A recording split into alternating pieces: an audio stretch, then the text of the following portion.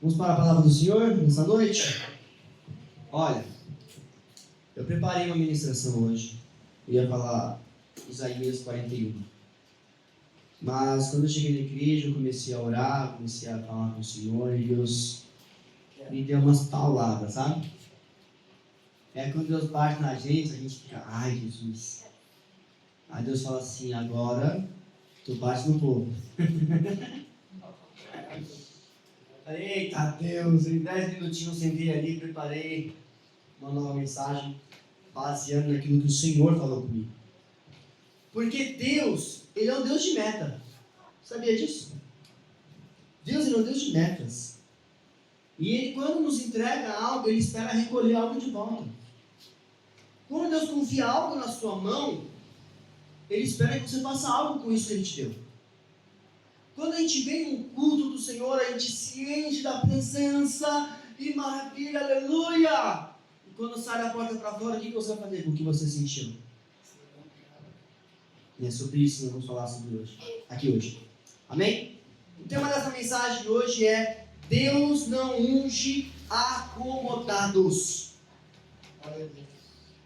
Ele cobra a multiplicação de cada um de nós. Amém?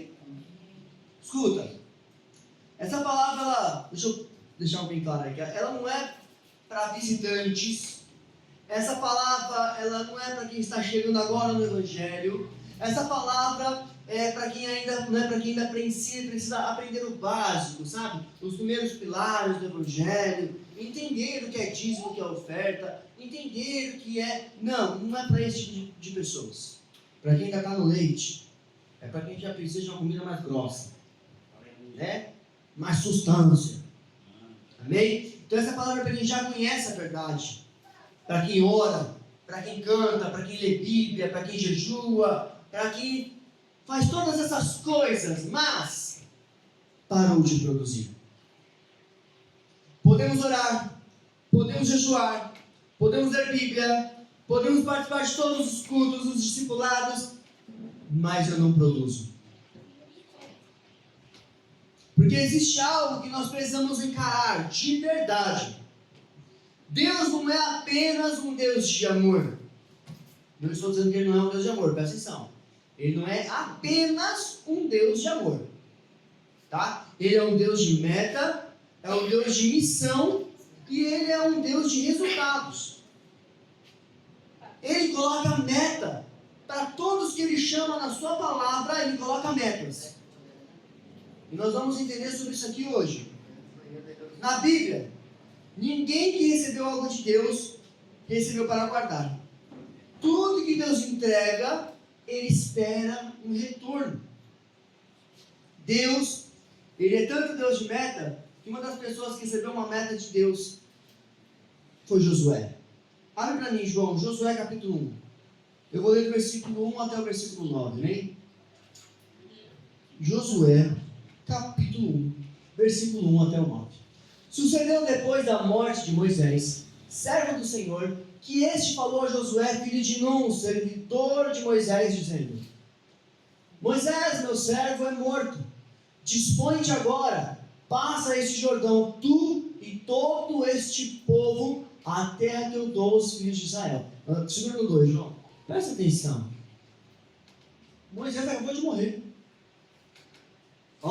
Moisés é morto. Levanta, pega o povo e vai para a terra que eu já mandei ir. Meta, direção. Não é tempo de luto.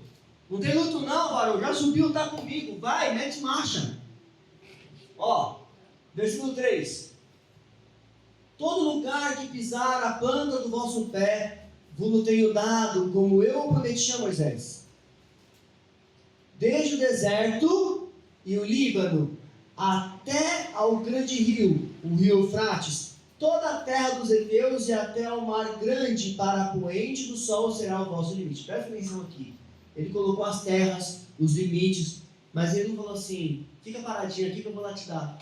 Falou, levanta-te e vai. Conquista a terra que eu já te dei. Ela é sua, mas se movimenta. Versículo 5. Ninguém te poderá resistir todos os dias da tua vida, como fui com Moisés, assim serei contigo. não te deixarei, nem te desampararei. Esse versículo todo mundo gosta, viu? Tem muito crente que coloca isso aqui no nome do WhatsApp lá, né? Instagram. Mas ninguém viu o versículo anterior, né? Deus deu uma missão. E falou, vai! Ó, ser forte e corajoso. Se Deus está mandando você ser forte e corajoso, é porque você é forte? É porque você é corajoso? É porque você está com uma enorme dificuldade de ser isso aí. Faz sentido? Deus falar para você ser algo que você já é? Então seja forte e seja corajoso. Tanto Josué teve medo, que Josué fala, como é que eu posso substituir um cara, Moisés? Quem sou no fio do pão? Então Deus vem e fala com ele. Ser forte e corajoso, porque tu farás este povo herdar a terra que sob juramento prometi dar a seus pais. 7. Tão somente ser forte e corajoso para teres o cuidado de fazeres segundo toda a lei que meu servo Moisés te ordenou. Dela não te desvies nem para a direita nem para a esquerda, para que sejas bem-sucedido por onde quer que andares. Verso 8. Não cesses de falar deste livro da lei, antes medita nele dia e noite, para que tenhas cuidado de fazer segundo tudo quanto nele está escrito. Então farás prosperar o teu caminho e serás bem-sucedido. Isso aqui é um exemplo para quem quer prosperar, tá? Verso 9. Não te mandei eu? Ser forte e corajoso. Não temas, nem te espantes, porque o Senhor teu Deus é contigo por onde quer que andares. Amém? Veja, Deus estabeleceu limites, certo? Deus não disse a Josué, faça o que der para você fazer, Josué. Se der, vai. Se não der, não vai. Foi isso que Deus disse para Josué? Ele falou, vai. Deus não disse, vá até onde for confortável, até onde você consegue aguentar. Conquiste quando você tiver vontade de conquistar. Deus estabeleceu limites claros. E ele definiu metas para Josué. Vai, esse aqui é o limite, tá vendo? Pronto, você tem que vir aqui e conquistar. Levanta, pega o povo e vai. Desde o deserto até o Líbano, desde o grande rio Eufrates, toda essa terra eu te darei. Deus delimitou o território para Josué. E Deus delimita território para nós também. Deus estipulou responsabilidades para Josué. E Deus também estipula responsabilidades para você. E deixou claro, se você não avançar, você perde. Quando Deus te coloca algo, ou Ele te dá um dom, te dá uma direção, ou te enche do Espírito dele, é para que você avance. É para que você possa multiplicar isso em outras pessoas. Deus ainda diz, todo lugar que pisar na planta do vosso pé, eu vos darei. E aí tem aquela grande questão, quando Deus me enche, quando Deus quer e coloca em mim um dom, e eu não exerço esse dom, eu estou pecando. Eu estou falhando. Eu estou errando na missão que Ele me deu. Terra prometida não se herda parado. Se conquista andando, avançando, indo para frente. Como é que eu quero conquistar uma terra parado, estagnado? Não vamos conquistar nada. Escuta, até uma árvore, para ela dar fruto, ela trabalha muito. Ela trabalha muito. Ela precisa da energia que está lá no solo. E ela puxa por dentro de si, nos seus vasos condutores, até as pontas das plantas para começar a formar o fruto. Para formar fruto, ela tem que florescer. E às vezes o tempo é seco, tem árvore que só dá em tempo de seca, mas ela puxa a água lá do fundo da terra. Para isso a raiz tem que crescer muito. Raízes profundas. Às vezes a gente quer dar fruto, mas não quer ter trabalho para dar fruto. Como é que vai dar fruto? No conforto, no comodismo. Crente que não se move, não conquista. Como é que eu vou conquistar algo se eu não estou me movimentando? Crente que não avança, está em desobediência. Quando eu não estou gerando fruto, eu estou em um problema muito sério com Deus. E foi nisso que Deus começou a me pegar aqui. Eu falei, Senhor, tanta gente que eu sei que hoje não vai vir para a igreja, Deus. Meu Deus, o que eu preciso fazer, Senhor? E Deus começou a falar para mim, tu visitou? Tu ligou? Tu foi atrás? Estou falando que Deus falou para mim. E aí eu falo, eu vou falar para vocês. Quantas almas vocês convidaram para o culto de hoje? Mas convidar só no domingo não resolve. Eu não falei que para dar culto é um trabalho? É um trabalho. Já começa na segunda-feira ou no domingo, quando sai do culto. Amarão, como é que você está? Foi para a igreja? Não foi? Vamos comigo domingo que vem? Na segunda-feira, opa, bom dia, como é que você está? Tá bem? Tá trabalhar? Pô, que legal. Aí na terça, na quarta, na quinta, na sexta, no sábado, para você conseguir gerar fruto no domingo. Só que a gente quer simplesmente, como um passe de mágica, eu simplesmente lanço um convite e a pessoa vem. Não vai vir, sabe por que não vai vir? Porque tem um reino das trevas trabalhando para que ele não venha. Existe um reino das trevas trabalhando para que você não dê fruto. Por isso você fica ocupado demais, cansado demais, fatigado demais e não consegue fazer nada no Senhor. E quando você vê, o tempo já passou. Aí você fala, amanhã eu mando mensagem, amanhã você esquece. Porque existe um reino das trevas trabalhando contra você. Segundo tópico que eu quero falar aqui sobre a parábola dos talentos. Abre para mim, João, Mateus capítulo 25. Vou ler do verso 14 até o 30. Esse texto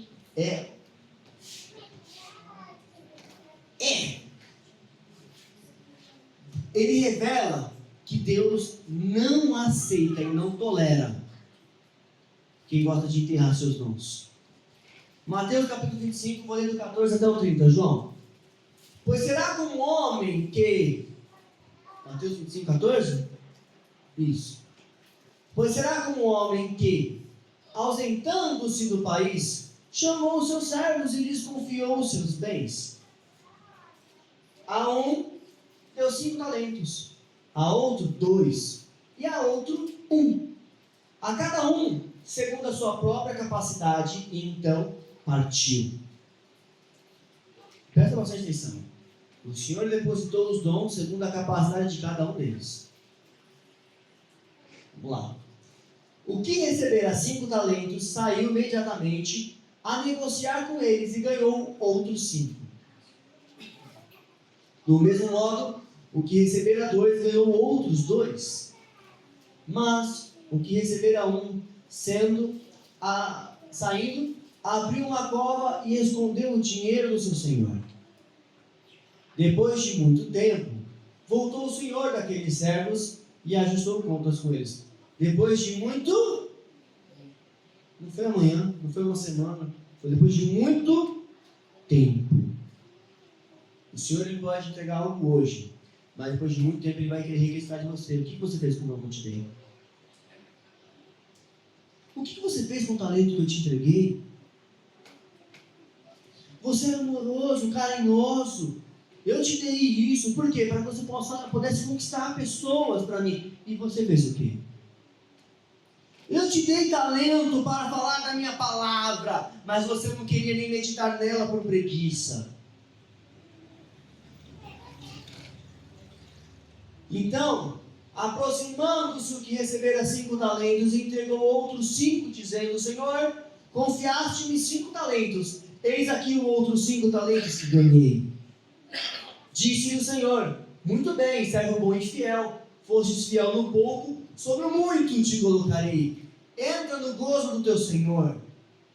E aproximando-se também o que recebera 2 talentos, disse o Senhor, 2 talentos me confiastes, aqui tens outros 2 que ganhei.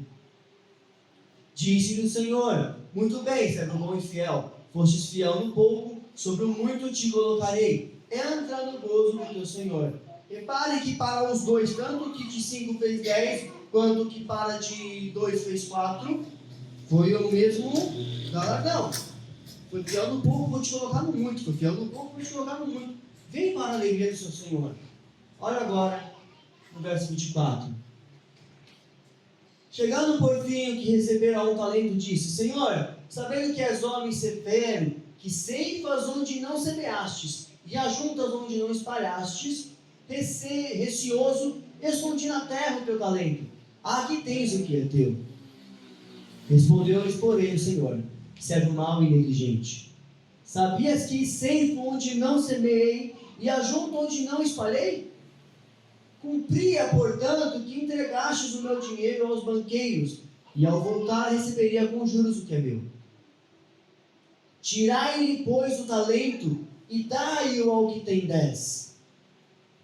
Porque a todo o que tem se lhe dará, e terá em abundância, mas ao que não tem, até o que tem lhe será tirado. E o servo inútil, lançai-o para fora, nas trevas, ali haverá choro e ranger de dentes. Olha que coisa. Será que nós estamos enterrando os nossos talentos?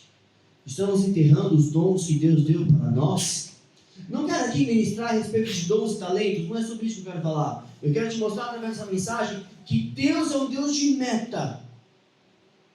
É um Deus de amor, é um Deus que te compreende, te entende, mas Ele estipula a meta para cada um de nós. Jesus também deixa algo muito claro, né? Todos receberam algo. Todos receberam um talento. Um recebeu 5, outro 2, outro 1. O problema não foi a quantidade. O problema foi o que fizeram com aquilo que eles receberam.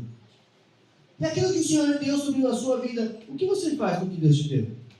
O seu dom, o seu talento. Os 2 primeiros multiplicaram. O último enterrou. Será que a gente está multiplicando para o Senhor? Será que nós estamos fazendo alguma coisa para multiplicar? Ou será que nós estamos literalmente enterrando o nosso talento? Observe.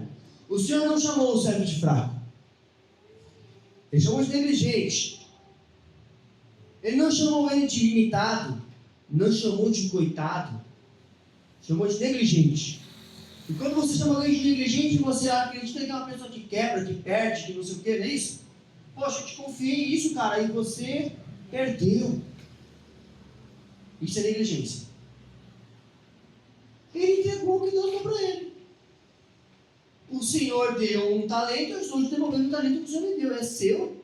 O Senhor me deu, fiquei com medo de gastar e perder. Aqui, ó, é seu. Foi negligente? Eu tive o maior zelo de cuidar, de guardar, de esconder. Como eu pude ser negligente? Porque eu te dei por um motivo. Deus, quando te entrega alguma coisa, Ele tem um objetivo. Ele tem uma missão para ser cumprida. Só que você precisa se movimentar para fazer a coisa acontecer. Servo mau e negligente. Enterrar o talento que Deus te deu é pecado. Deus não quer o seu talento, o talento que Ele te deu, Ele não quer de volta o talento. Ele quer a multiplicação do seu talento. Guardar o dom é rebeldia. Nossa, que forte. É. Porque Deus conta com algo. Ele espera algo de você e você não faz. Não multiplicar é uma desobediência direta à missão que Deus te deu. E sabe o mais grave de tudo isso? O talento do que não produziu foi tirado. Isso é o mais doloroso.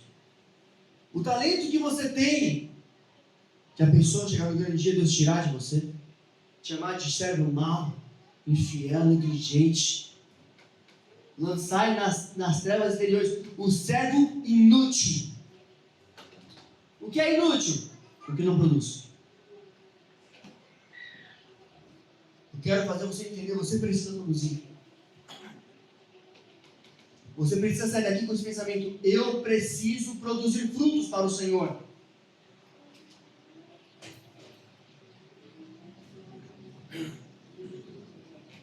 Deus não sustenta ministérios improdutivos. Jesus disse isso várias vezes. Quando Ele fala: a árvore que não dá bom fruto, ela é cortada e jogada fora. Por quê? Porque não presta. Jesus, quando ele chega perto de uma figueira, ele não vê um figo, o que ele fala? Que você jamais produza fruto. A árvore no instante ressecou. E por que ele falou isso? Mesmo sendo tempo de frutos. Olha que interessante. Quando Jesus vai falar para a figueira, ele amaldiçoa a figueira. Ele vê a figueira bonita, florida. Opa, se tem flor, tem fruto. Ele vai lá e começa a procurar. E não vê fruto nenhum. Me enganou? Você tem aparência de que dá fruto, mas não dá fruto. Por isso Jesus amaldiçoou aquela árvore. Ou então nunca mais produza fruto de ti. No mesmo instante a árvore ficou ressecada. Eles foram para a cidade, quando eles voltaram para a cidade, passaram pelo mesmo lugar, e a árvore estava murcha, ressecada. Por quê? Tem aparência de que dá fruto. Aparentemente é bonitinho. Aparentemente, nossa, que lindas as palavras dele. Nossa, você é um homem de Deus. Mas não produz, é inútil. Escuta, o reino dos céus, o que não produz é inútil. Não sou quem diga a palavra. Eu disse, doeu em mim aqui quando Deus falou. Mas é a verdade.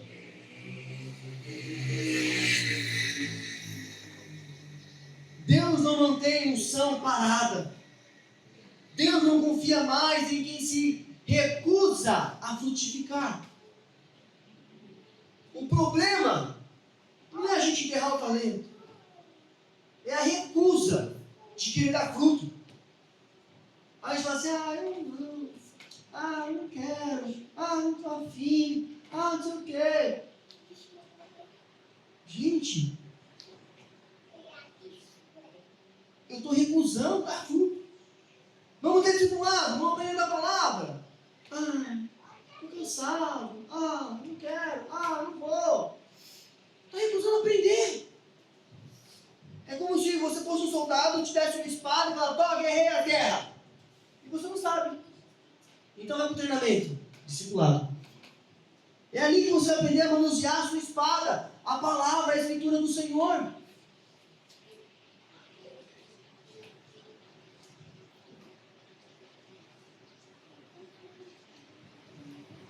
A parábola do semeador, Mateus 13, João.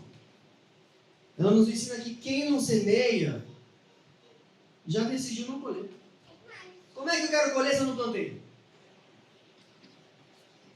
A palavra do semeador deixa bem claro, quem não semeia, é porque decidiu não colher nada. Como é que eu posso decidir colher alguma coisa, se eu não estou semeando? Eu não estou falando de dinheiro. Embora a mensagem não me sirva. Mateus capítulo 13, versículo 3 até o versículo 9, João. E continua no 13, tá? 3 até o 9. Depois eu vou ler os versículos. E de muitas coisas lhes falou por parábolas e dizia, eis que o semeador saiu a semear. E ao semeador uma parte caiu à beira do caminho, e vindo as aves o comeram. Outra parte caiu em solo rochoso, onde a terra era pouca, e logo nasceu, visto não ser profunda a terra, saindo, porém, o sol a queimou, e porque não tinha raiz, secou-se. Outra caiu entre os espinhos, e os espinhos cresceram e a sufocaram. Outra, enfim, caiu em boa terra, e deu fruto a 100, a 60 e a 30 por um. Quem tem ouvidos para ouvir, ouça. Agora abre para mim no versículo 18, João. Vamos ler do João até o 23. Do 18 ao 23. Quem tem ouvidos... 18 ao 23. Mateus 13, 18, vou ler até o 23. Atendei vós, pois, a parábola do semeador. A todos os que ouvem a palavra do reino e não a compreendem, vem o maligno e arrebata o que lhes foi semeado no coração. Eu não acabei de falar para vocês que o reino das trevas impede vocês de fazerem alguma coisa? O reino das trevas, ele trabalha todos os dias para te impedir de fazer um convite, de frutificar, este é o que foi semeado à beira do caminho. O que foi semeado em solo rochoso, esse é o que ouve a palavra e a recebe logo, com alegria. Mas não tem raiz em si mesmo, sendo antes de pouca duração, em lhe chegando a angústia ou a perseguição por causa da palavra, logo se escandaliza. O que foi semeado entre os espinhos é o que ouve a palavra, porém, os cuidados do mundo e a fascinação das riquezas sufocam a palavra e fica infrutífera. Mas o que foi semeado em boa terra é o que ouve a palavra e a compreende. Este frutifica e produz a 100, a 60 e a 30 por um. Amém? Veja, o semeador saiu a semear. Amém? Ele não escolheu o solo perfeito. Ele simplesmente semeou. Porque o papel do semeador não é garantir o resultado. O papel do semeador é obedecer o envio. Eu vou e eu lanço a palavra. Se vai crescer, é uma outra conversa. Por exemplo, eu estou aqui na parte de semeador, semeando a palavra do Senhor. E está caindo nos corações, que é o som de vocês. E aquele que tem a terra boa, vai crescer, vai multiplicar, vai dar fruto. Mas aquele que não tem, aquele que não tem uma raízes firme, aquele que escuta a palavra, mas não absorve, terá um problema. Hoje temos um problema sério na igreja. Quando eu falo na igreja, eu falo no geral, tá? Em todas as igrejas, não é a igreja arca, mas todas as igrejas, igreja de Cristo. Crentes especialistas em solos. São experts em solos, fazem até cursinho para isso, viu? Curso de terapeuta para isso, curso de terapeuta para aquilo, porque é especialista na sua alma, no seu coração. Mas, preguiçosos na semeadura. Não adianta de nada eu ter o conhecimento, mas eu não querer semear. Algumas pessoas... Aí tem também as pessoas que eu acho assim, né, é uma experiência minha. Que às vezes Deus usa, faz tudo e a pessoa ainda é ingrata. Ingratidão. Né, porque não está nem aí. Sim. Igual ontem eu estava orando em casa, né, e aí eu ouvi um louvor de Sérgio Lopes, que fala, né, tem que te lembrar se alguma vez Jesus te abandonou. Aí fez tipo uma retrospectiva na minha vida inteira. Eu falei, meu Deus, tudo que eu peço a Deus eu consigo. E nem sempre eu sou grata a Deus por isso, né? E aí você está falando e eu estou pensando, às vezes até a gente tem, né, o dom, né, que no meu caso eu sempre oro, graças a Deus sempre consigo o que eu quero. E para mim e para todos que eu peço. Sim. E mesmo assim, ainda reclama e ainda murmura. Né? É desse jeito. Às vezes Deus nos dá um talento, Deus nos dá um dom. E aí aquilo que Deus nos dá, a gente não usa. Ou a gente até usa. Usa, multiplica, e mas não conquista. agradece e não fica feliz com Mas a gente age com gratidão. É. Entende? Esse é um problema. Então, aquele ali não vai ouvir. Eu não vou semear porque aquele cara não vai me ouvir. Aquele cara ali é difícil. Me falaram, eles que eu vou voltar essa conversa, né? Me falaram, quando eu falei de evangelizar, eles me falaram assim, mas nós fizemos, não temos resultado. Aí eu pensei, mas não desistir. Aí estou lembrando. Se você faz evangelismo de uma forma e não deu resultado, o que você vai fazer? Muda o método. Vai para um outro método, mas não para. A gente tem um método aqui na igreja de evangelismo que é as campanhas dos lares que nós fazemos. Né? Até hoje estou vendo nosso evangelista, né? Falei, mano, em nome de Jesus, vamos lá, comprou uma pessoa lá, que é uma casa aí que estava de poder fechar uma aliança de milagre lá, e nós não fechamos ainda, a gente precisa fechar essa aliança. É uma campanha maravilhosa do céu. Então, às vezes tem esses problemas, a gente olha aquela pessoa e fala assim, essa pessoa não vai me ouvir, essa pessoa ela é de outra religião, não vai querer dar ouvidos. Eu estou limitando o poder de Deus, o talento que Deus depositou em minha vida? Aquela pessoa é difícil. Aquela ali já rejeitou uma vez. E porque rejeitou uma vez, você vai parar? Vou te fazer uma pergunta. Até você aceitar Jesus, quantas vezes as pessoas tentaram falar para você, vamos para a igreja, vamos para a igreja, vamos para a igreja? Já pensou se a pessoa tivesse perguntado só uma vez, se você falado, não, a igreja então não quer mais, vou dar as costas? Onde você estaria hoje? Onde eu estaria hoje?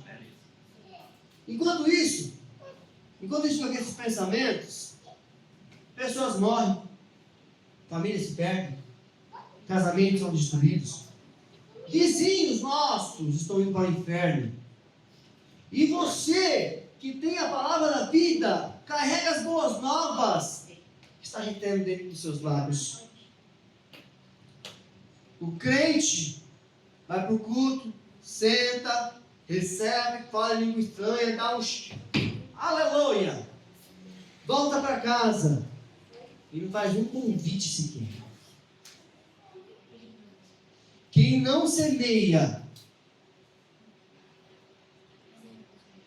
não fracassou.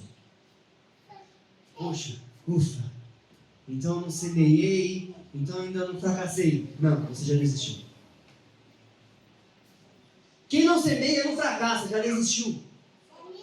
Fracassar é você tentar e não conseguir. Semeei, vai ter uma chuva, levou a semente embora e não vi mais nada. Uma tempestade maluca. Mas quando eu nem semeio, significa que eu nem tentei semear. Então quem não semeia, não fracassou. Não se deu nenhum mérito de tentar dar certo para fracassar. Ele já desistiu antes do resultado. Vamos para o quarto tópico. Jesus também deu metas aos seus discípulos. Abre para mim, João, Marcos, capítulo 16, versículo 15.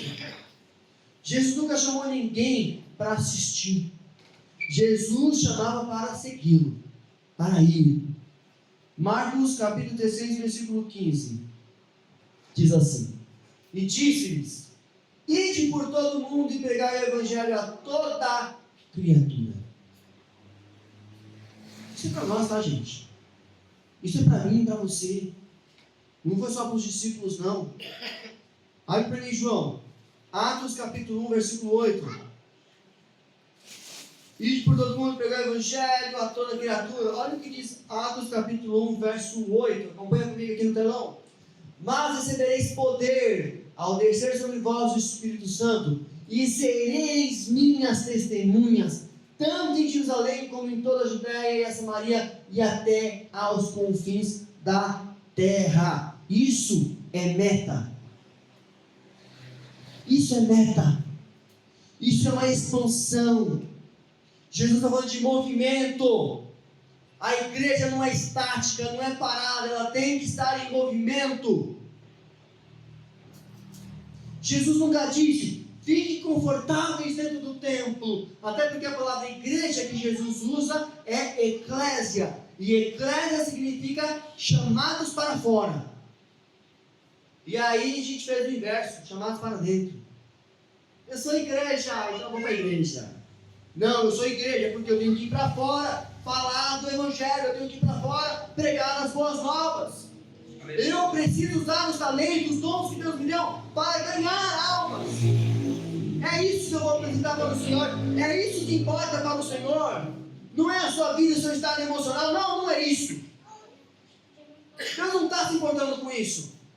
Porque esta vida é passageira. Suas emoções são carnais. Seus problemas são terrestres. O plano espiritual é outra conversa.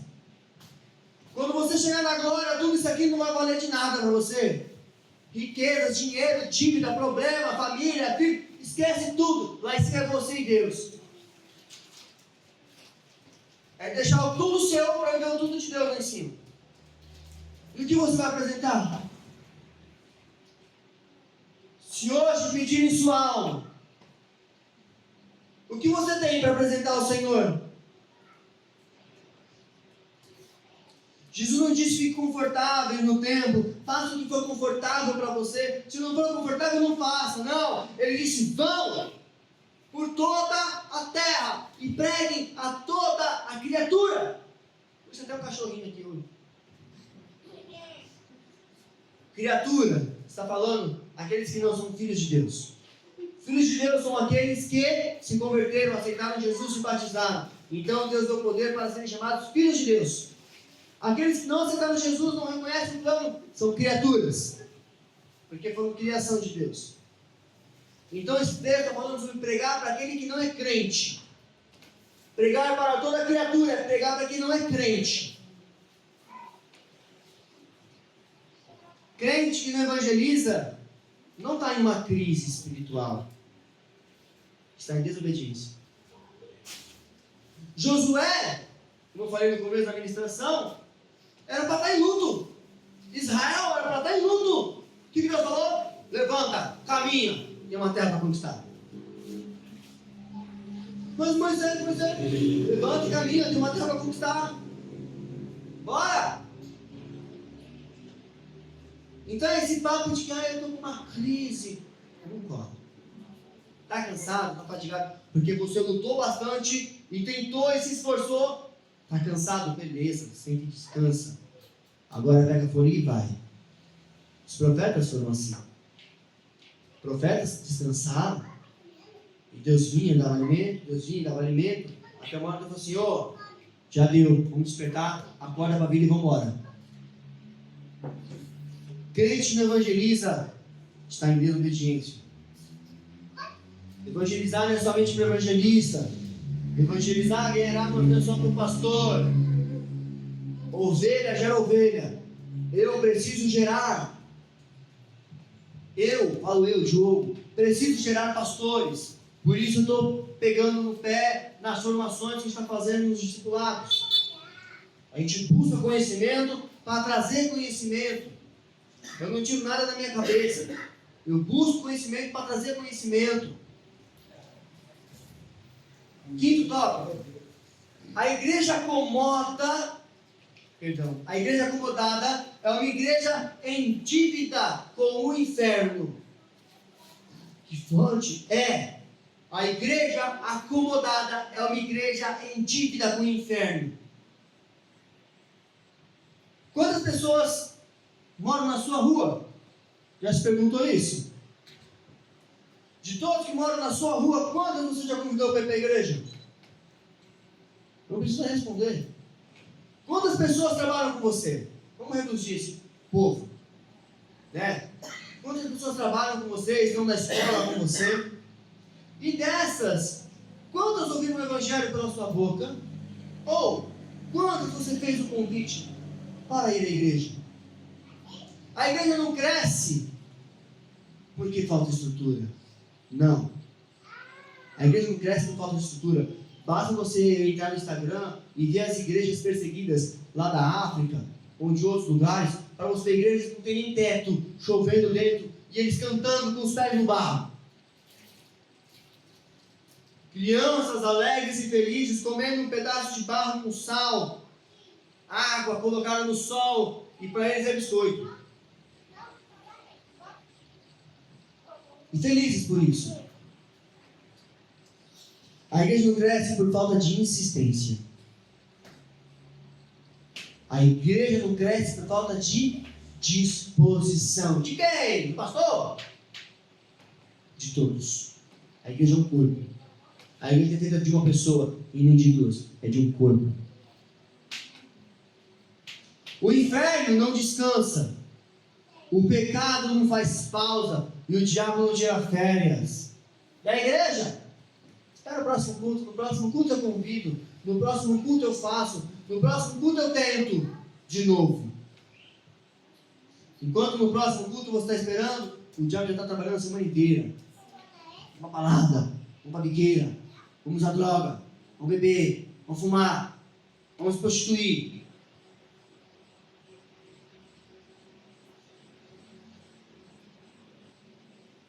Isso de esperar o próximo culto, isso não é maturidade. Isso é um comodismo. Eu entro num comodismo espiritual. E eu espero só os domingos. Vou falar de Jesus só os domingos. Vou evangelizar só os domingos. Eu entrei hoje aqui, até falei com a minha esposa. A gente veio limpar a igreja mais cedo. Falei para ela, eu preciso vir mais vezes na igreja. Eu preciso vir fazer as coisas, mas eu fico em casa. A gente entra numa estagnação, só quer ficar sentado no sofá vendo série. Está errado. Eu preciso fazer alguma coisa, eu preciso me movimentar. O Espírito de Deus já está gritando dentro de mim. E o mesmo Espírito que grita dentro de mim tem que gritar em você também. A gente precisa entender essa importância. Por quê? Porque eu vou prestar contas com Deus. E você também vai prestar contas com Ele. Eu preciso produzir. E você precisa entender que você também precisa produzir. Sexto. Deus não vai te perguntar se foi confortável lá em cima. E aí, foi confortável lá embaixo? Você gostou? Não. Ele vai perguntar se foi frutífero. Teve fruto? A sua obra vai ser testada onde? No fogo. A pergunta final não será quantos cultos você frequentou. Deixa eu ver aqui na lista se você vai passar.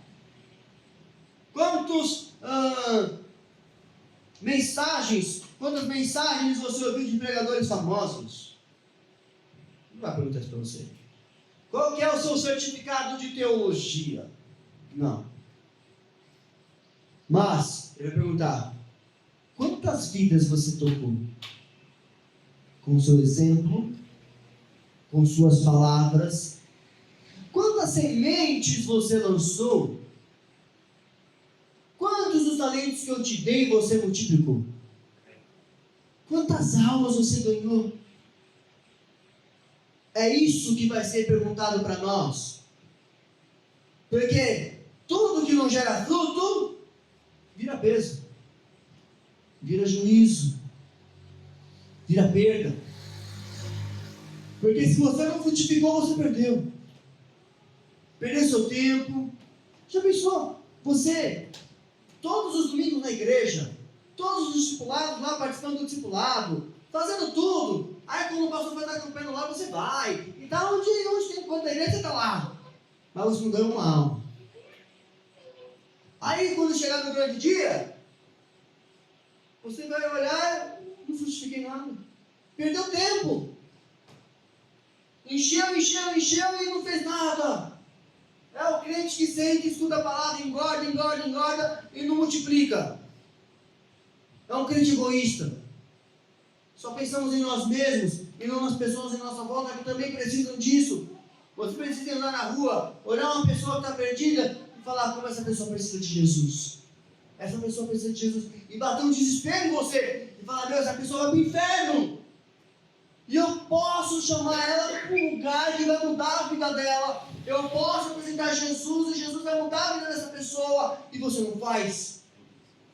Por vergonha, preguiça, medo, ou qualquer outra coisa que já foi falado aqui. Ah, já falei uma vez, eu ouvi, então, que se lasque. Conclusão. Concluo essa mensagem dizendo que essa palavra é um divisor de águas. Para mim foi um divisor, tem sido um divisor. Deus tem falado muito comigo já nessa semana, mas hoje foi muito mais forte. Ou a gente sai daqui decidido a multiplicar, comprometido com as almas e disposto a insistir por uma vida. Porque uma vida vale muito mais para Deus do que você possa imaginar. Uma vida vale muito mais para Deus do que você trazer e colocar R$1 milhão aqui dentro. Uma alma é tão importante para Deus que se fosse preciso morrer de novo, Jesus morreria. Por uma alma. Você tem que olhar para o pecador e falar assim, Jesus morreu por ele. E eu sou boca de Deus para falar, olha, Jesus morreu por você, cara. Sai da sua vida. Aceite o sacrifício dele que ele fez por você. Ou eu saio daqui desse jeito.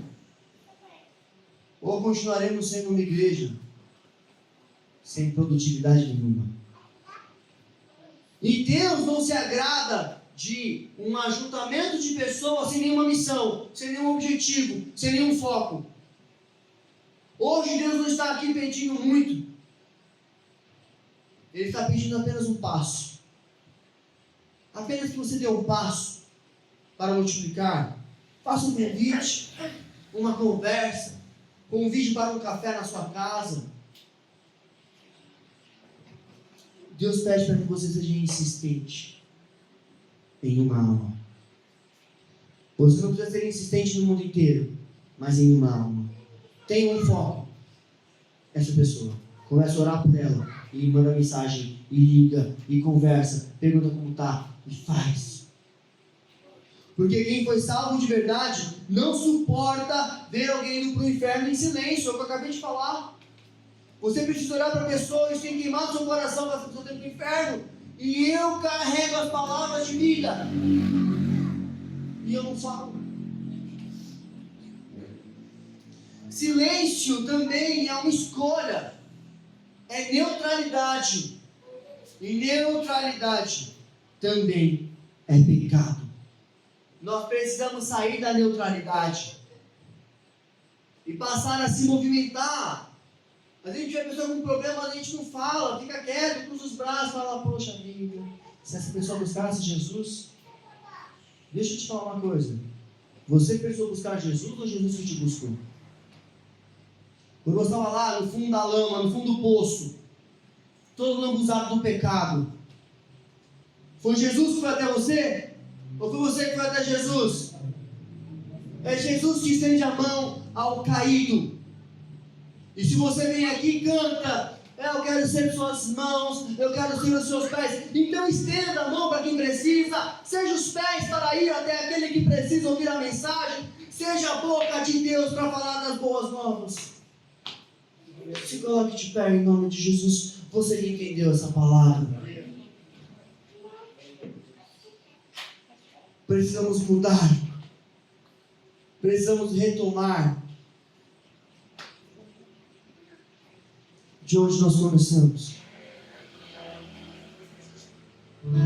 A fome e a sede por Jesus, a fome e a sede por almas, por continuar, dar continuidade na chamada do Senhor.